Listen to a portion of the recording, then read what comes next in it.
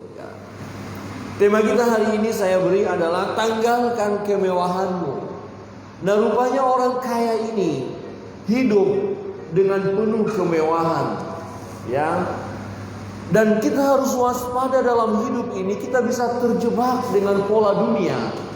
Dunia bisa menggoda saudara dan saya untuk kita fokus kepada dunia, fokus kepada kekayaan, fokus kepada harta, maunya nikmat saja di dunia ini dan tidak memikirkan masa yang akan datang, tidak memikirkan pelayanan, tidak memikirkan tentang Tuhan, tidak memikirkan tentang ibadah, melakukan berbagai cara hanya untuk mendapatkan namanya kekayaan, hidup mewah.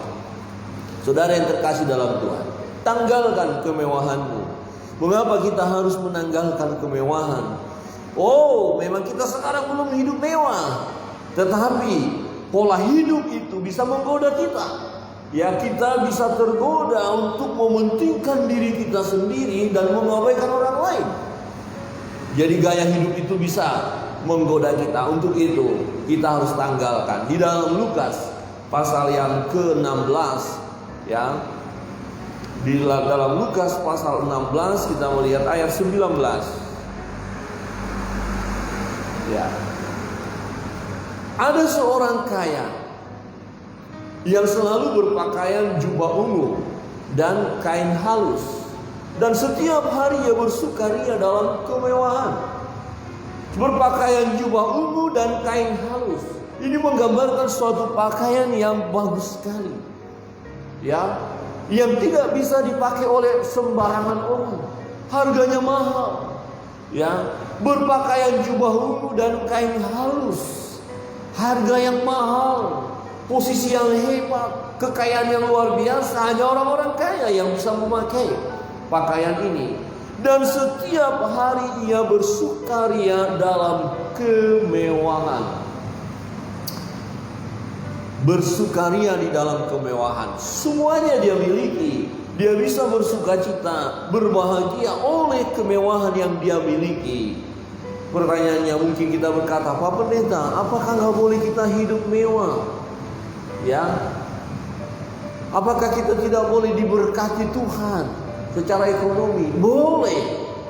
Tetapi persoalan adalah kita waspada, jangan sampai kita terikat dengan kekayaan itu, kemewahan itu.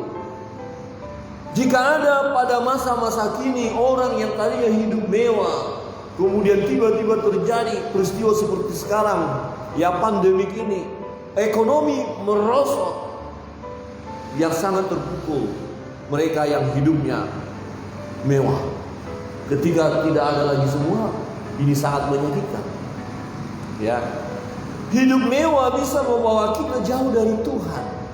Ya, bisa hanya kecewa dengan situasi yang ada, bersungut-sungut dan berkata Allah tidak adil dengan situasi seperti sekarang. Mengapa Tuhan izinkan hal ini?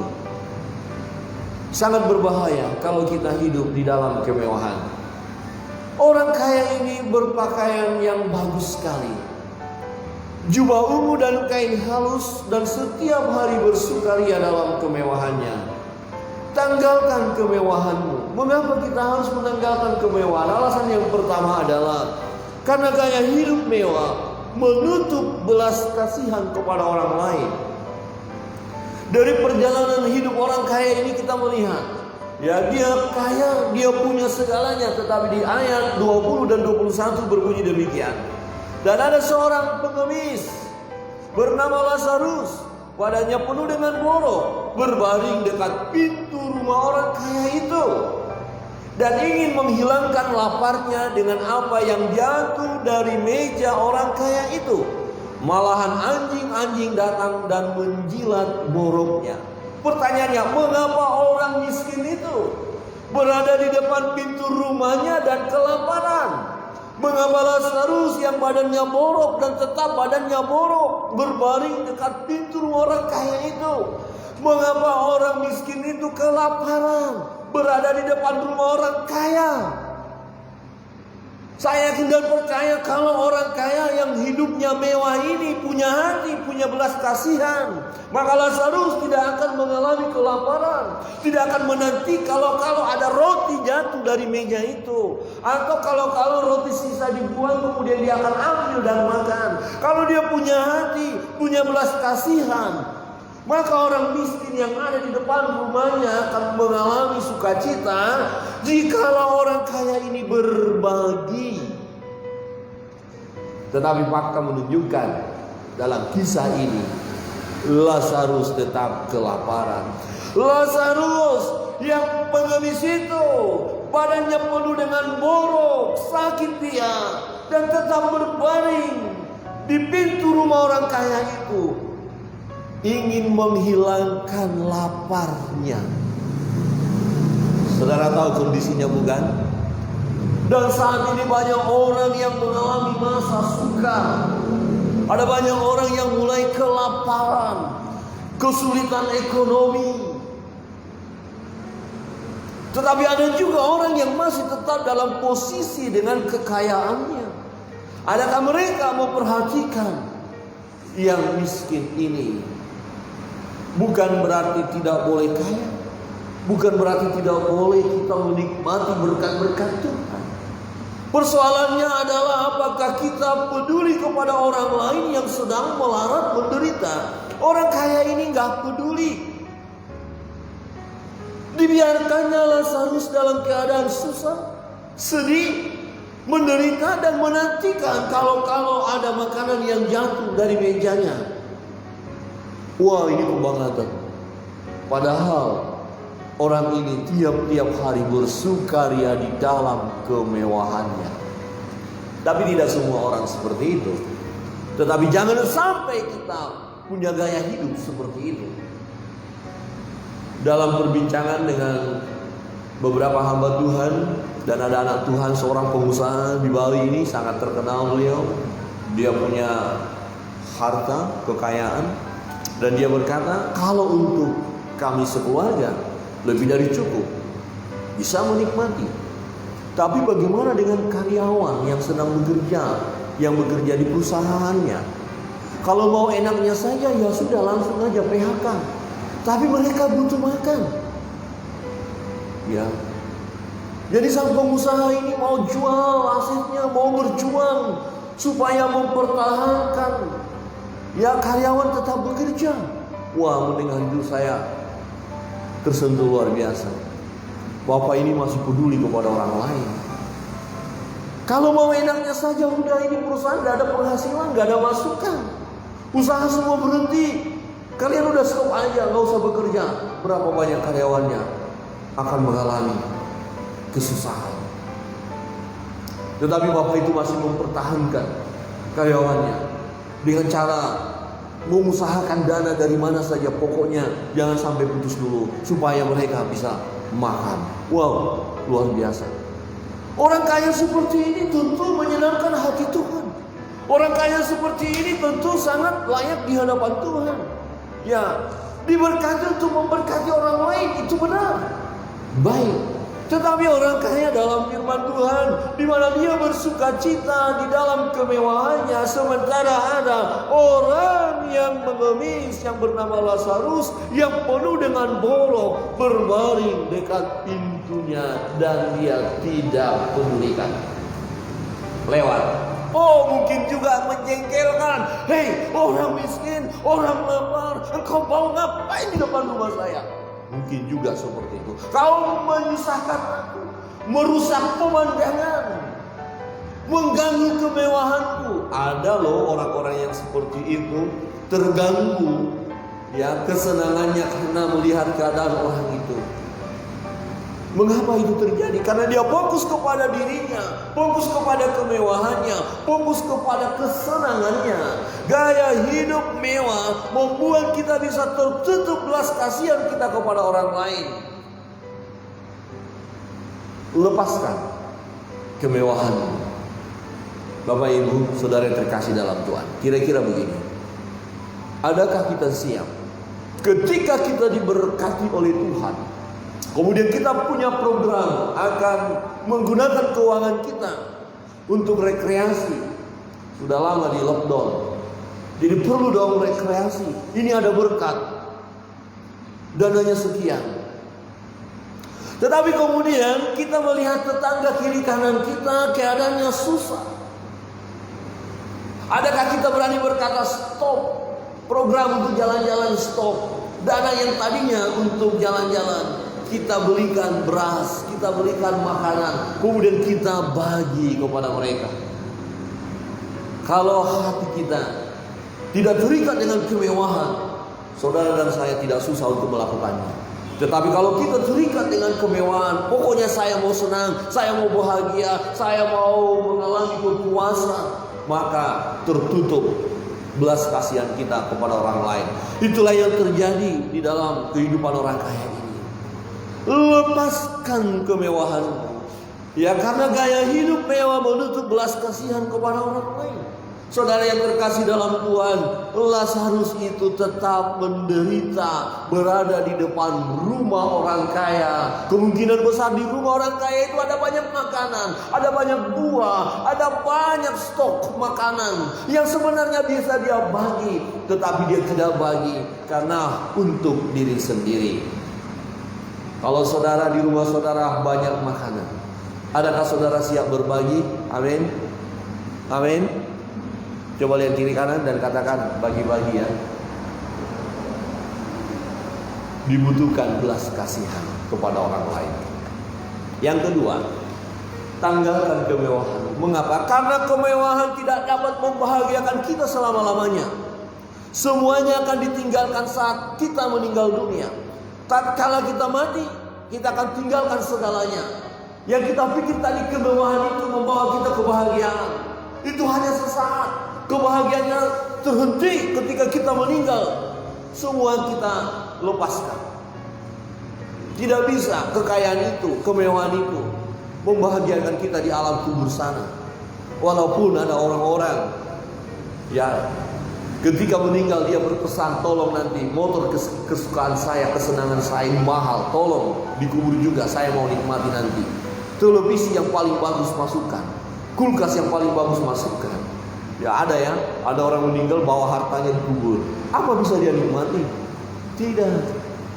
Saudara yang terkasih dalam Tuhan, ayat 22 berkata begini. Kemudian matilah orang miskin itu, lalu dibawa oleh malaikat-malaikat ke pangkuan Abraham. Lazarus itu mati dalam kemiskinan, dalam penderitaan, dalam kesusahan, dalam sakitnya. Tetapi yang menarik, dia dibawa oleh malaikat-malaikat ke pangkuan Abraham. Dia dibawa ke Firdaus. Dia pasti masuk surga. Tetapi orang kaya itu juga mati, lalu dikubur. Dan sementara ia menderita sengsara di alam maut, tempatnya neraka. Ia memandang ke atas, dan dari jauh dilihatnya Abraham dan Lazarus duduk di pangkuannya.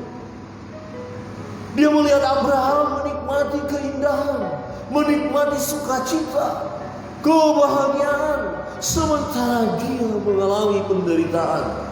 Mengapa orang ini masuk ke alam maut? Ya, orang yang masuk ke alam maut, orang yang masuk ke neraka adalah mereka yang tidak mengutamakan Tuhan dalam hidupnya. Waktu dia hidup, ya, dia tidak takut akan Allah. Ya, dia tidak peduli tentang Tuhan. Dia tidak beribadah kepada Allah dengan cara yang benar. Dia tidak percaya kepada Yesus konteks kita sekarang. Ya, dan orang yang percaya kepada Yesus, kalau dia mati pasti masuk surga, karena Yesus berkata, "Akulah jalan dan kebenaran dan hidup. Tidak ada seorang pun yang sampai kepada Bapa kalau tidak melalui Aku." Jadi hanya orang yang percaya kepada Yesus akan berada di pangkuan Abraham, akan masuk Firdaus. Orang yang miskin ini masuk ke Firdaus. Tetapi orang kaya ini menderita. Saudara yang terkasih dalam Tuhan, kemewahan masa kini tidak akan mampu membawa kita mengalami kebahagiaan yang abadi. Ya, rupanya orang kaya ini hanya menikmati kebahagiaan masa dia hidup. Setelah dia mati, ternyata kemewahannya tidak bisa membawa dia dalam kebahagiaan. Karena dikatakan sementara ia menderita sengsara. Menderita sengsara di alam maut, dia kesusahan. Saudara yang terkasih dalam Tuhan, waspada. Kalau dalam hidup ini kita mulai terpancing dengan kekayaan, dengan harta, dengan dunia, waspada. Akan ada waktunya kita mati. Saudara akan mati. Saya juga tentunya. Gak mungkin kita hidup selama-lamanya. Coba lihat kiri kanan. Walaupun pakai masker, ngomong aja, kau akan mati. Gemetar ya. Ih, ngeri banget. Ngeri kali Pak Pendeta ini. Ancam. Enggak akan mati. Oke, saya sekarang Bapak Ibu Saudara, saya akan bilang begini. Bapak Ibu Saudara akan mati. Kemudian Bapak Ibu bilang, Bapak juga akan mati. Setuju ya perjanjian ya? Bapak Ibu Saudara semua akan mati. Sekali lagi kurang kompak. Bapak Ibu Saudara akan mati. Saya mau dengar suara siapa yang paling keras dulu. Ini ada masalah lagi.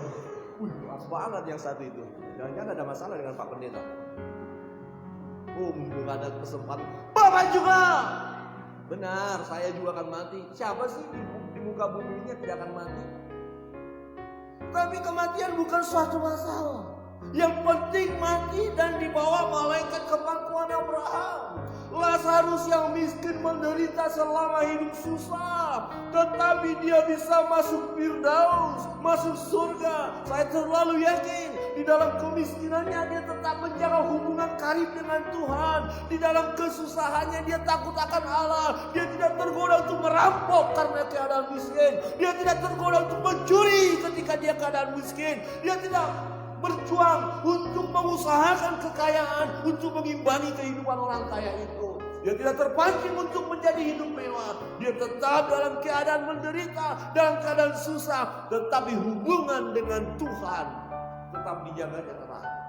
Ada banyak orang yang tergoda, terpancing dengan situasi sulit sekarang. Supaya saya makan, supaya anak-anak saya makan, supaya saya bisa minum, supaya saya bisa menikmati dunia. Merampok saja gak apa-apa, melakukan hal-hal yang jahat juga tidak masalah. Maka kejahatan merajalela. Hati-hati saudara. Saudara tinggalkan sepeda motor kunci, tidak saudara ambil dan tidak kunci sudah hilang. Beberapa waktu yang lalu saya dengar, hanya di depan rumah motor hilang. Padahal dulu tidak seperti itu. Kejahatan. Kenapa terjadi? Daripada saya kelaparan, daripada saya menderita, ambil saja. Tipu sana, tipu sini. Itu tidak berkenan di mata Tuhan. Lazarus tetap dalam keadaan borok, menderita, susah. Tetapi garis akhir, dia dibawa oleh malaikat. Setelah dia mati, dia dibawa oleh malaikat ke pangkuan Abraham. Tetapi berbeda dengan orang kaya yang segalanya ada, rumahnya mewah, kendaraannya bagus, uangnya banyak. Tetapi ketika dia mati, kekayaannya tidak bisa dia bawa, kekayaannya tidak bisa dia nikmati. Sebaliknya, dia menderita karena dia masuk di alam maut. Kesusahan yang abadi, penderitaan yang abadi. Sekali lagi saya katakan, bukan berarti kita tidak boleh menjadi orang kaya. Boleh. Yang terpenting hubungan kita dengan Tuhan tetap terjaga dengan baik. Kita karib dengan Tuhan, bergaul karib dengan Tuhan. Dan harta kekayaan yang Tuhan percayakan kepada kita, mampu kita bagikan kepada orang lain. Mengapa tidak? Kalau kita mati, karena kita takut akan Tuhan sebagai orang kaya, pasti. Saudara yang terkasih dalam Tuhan, tadi pagi saya bertanya. Ada dua. Mana saudara pilih? Satu, Anda, saudara, bapak, ibu miskin seperti Lazarus, kemudian mati dan masuk surga. Atau dalam hidup di dunia ini semua ada, mewah, kaya raya, makanan enak-enak sekali, pakaian necis, parlente, hebat. bermerek terkenal, tapi setelah Anda mati, Anda masuk neraka. Siapa yang pilih nomor 1 angkat tangan? Miskin, penderita, mati masuk surga. Gak ada yang angkat tangan. 1, 2, 3, 4, 5, 6. Oh, hampir semua. Nggak mau Pak Pendeta, yang penting kaya. Neraka kayak apa kayak nggak peduli. Siapa yang mau pilihan nomor 2? Nggak ada. Siapa yang mau mencoba minta pilihan nomor 3? Biar saya kasih. Oke, pilihan 3 begini. Anda kaya, diberkati, hidup mewah, ya, menikmati fasilitas yang bagus. Tetapi saudara juga memiliki hubungan yang baik dengan Tuhan. Kekayaan saudara-saudara bagi, dan saudara semakin kaya semakin saudara bagi. Saudara setia kepada Tuhan, melayani Tuhan sebagai orang kaya, kemudian mati masuk surga. Itu nomor 3. Siapa yang mau nomor 3? Kaya, mati masuk surga. Maunya enaknya saja. Saya pikir saya juga nomor 3. Enak loh, siapa nggak enak? Tapi hati-hati, ada orang setelah diberkati menjadi orang pelit. Hati-hati untuk diri sendiri. Saudara yang terkasih dalam Tuhan, tanggalkan kemewahan. Yang ketiga, kemewahan memisahkan kita dari kasih karunia Tuhan. Karena terikat dengan harta, terikat dengan kesenangan, bukan lagi terikat dengan Tuhan. Ayat 24. Apa yang dialami oleh orang kaya itu? Lalu dia berseru, katanya, Bapak Abraham, kasihanilah aku, suruhlah Lazarus supaya ia mencelupkan ujung jarinya ke dalam air dan menyejukkan lidahku, sebab aku sangat kesakitan dalam nyala api ini. Ayat ini menunjukkan kita bahwa neraka itu ada. Serius. Imani itu memang ada. Jangan kita berkata nggak ada neraka. Ada. Dan orang-orang yang tidak percaya kepada Tuhan, orang-orang yang melakukan hal yang jahat, orang-orang yang hidupnya mewah dan tidak peduli dengan orang lain, seperti orang kaya ini, itu tempatnya. Dan orang kaya ini merasakan kepanasan, penderitaan, siksaan yang luar biasa, dan berkata, celupkan. Artinya begitu menderita, hanya sedikit saja. Ya Lazarus kasih air sedikit di jarinya, kemudian sentuhkan ke lidahnya. Itu sudah membahagiakan dia. Tapi itu pun tidak bisa.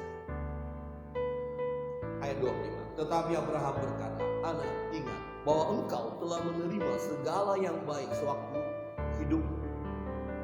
Kau sudah nikmati waktu engkau hidup. Sedangkan Lazarus segala yang buruk, kesusahan, kesulitan, penderitaan, sakit penyakit. Sekarang ia mendapat hiburan dan engkau sangat menderita.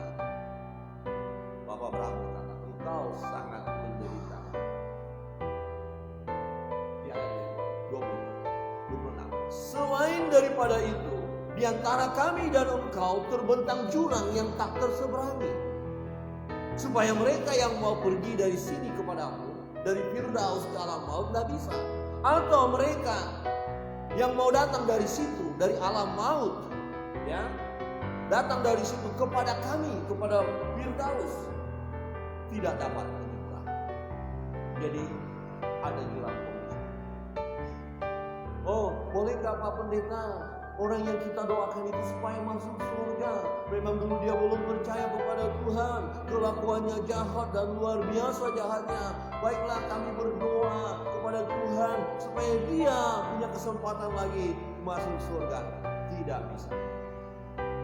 Jadi pekerjaan sia-sia kalau kita masih mendoakan orang yang sudah mati. Jangan pernah ada di antara kita berdoa, mendoakan orang mati supaya masuk surga. Nggak bisa. Ada jurang pemisah. Kemudian orang kaya itu ingat, masih ada saudaranya di bumi.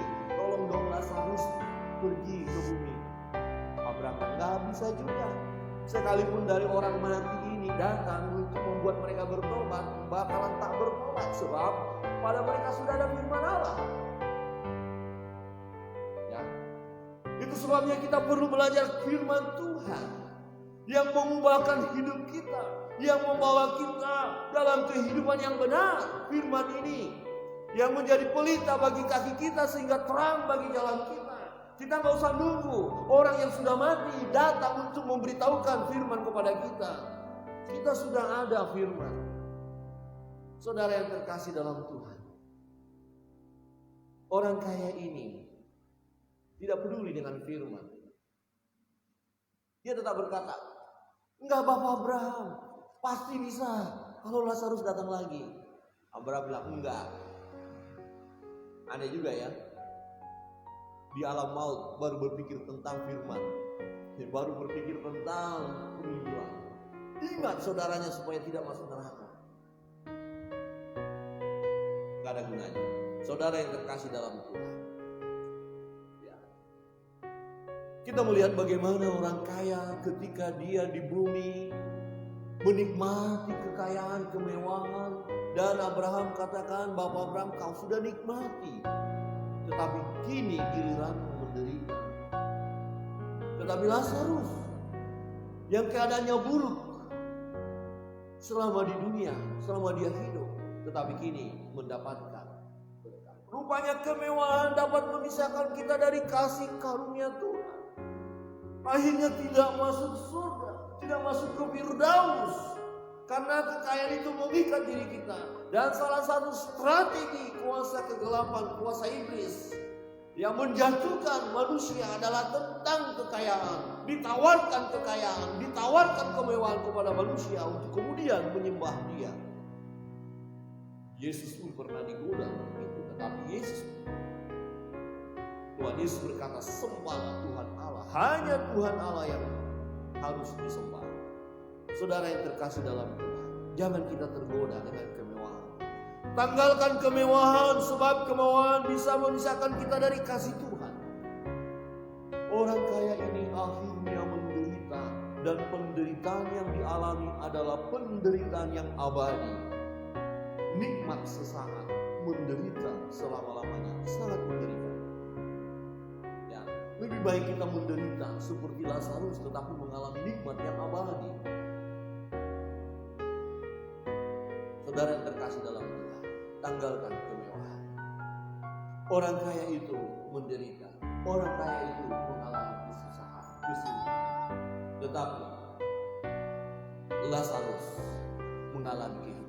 Dalam hidupnya dia mengalami penderitaan, kesusahan, tetapi di akhir dia mengalami kebahagiaan yang abadi. Bapak Ibu Saudara yang terkasih dalam Tuhan, jangan sampai karena masa sulit, masa sukar, ekonomi yang sulit, kemiskinan ketika Tuhan izinkan, jangan sampai itu memisahkan kita dari kasih Tuhan. Jangan sampai membuat kita lupa kepada Tuhan. Jangan sampai membuat kita melakukan perbuatan-perbuatan yang tidak sesuai dengan firman Allah. Tetaplah bergaul karib dengan Tuhan, sebab garis akhir orang-orang yang setia kepada Tuhan akan mengalami kehidupan yang abadi. Tetapi mereka yang terikat dengan kemewahan, orang kaya itu yang menutup belas kasihan kepada orang lain, kemewahannya tidak membawa dia ke dalam kebahagiaan yang abadi. Bahkan kemewahannya membuat dia terpisah dari kasih Tuhan. Akhirnya mengalami kematian.